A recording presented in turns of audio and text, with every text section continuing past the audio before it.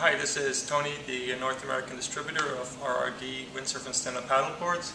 This is a mid-season 2011 release of the new performance-oriented freeride board called the Firestorm. I actually get to name this board. But the comes in three sizes, 111, this is the mid-size 120, and also the 138 is available.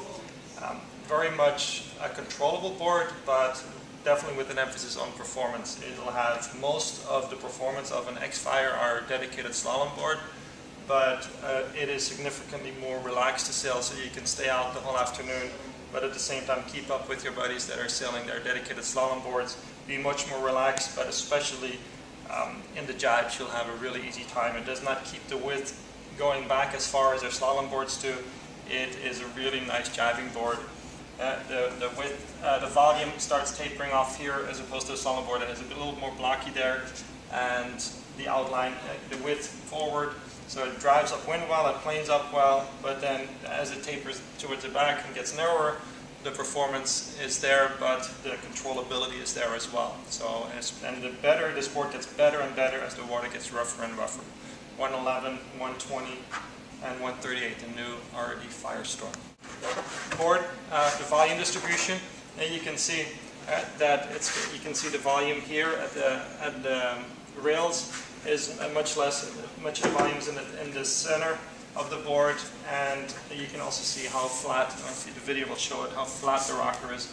Definitely a minimal amount of V, not a tremendous amount, but it does help with the controllability, but not having that rocker really makes it a rocket ship. Really controllable, really fast, really fun. One of the things that it has in common with the X-Fire is that there's a kind of a concave, a scoop in the deck right here, which means that there's an angle to the way the mast track is in the board. When you're riding with the bigger sail, typically the water's a bit calmer, you're looking for early planing, you're looking for carrying your speed through lulls, and the track will set forward and a little bit lower down on the board will help you really kind of level off the board and keep it flat. As the water gets rougher when the wind increases, and you're using it with a slightly smaller sail, you will use the track a little further back. It frees up the board a little bit, it rides slightly higher so the nose comes out of the water, and that's what helps create that controllability and the versatility of the board. You can see it maybe a little more like this. You can see how that angle really kind of scoops in right there. A unique feature that that just learned from the X-Fire race that's for the first time used in this freeride board now. And one thing that's different about the Firestorm versus this one is that does not have the tail cut out, so it has a bit more of a freeride and easier jibing characteristic that way. A bit more of a freeride outline with that, and it just makes for a smoother and easier jibing behavior.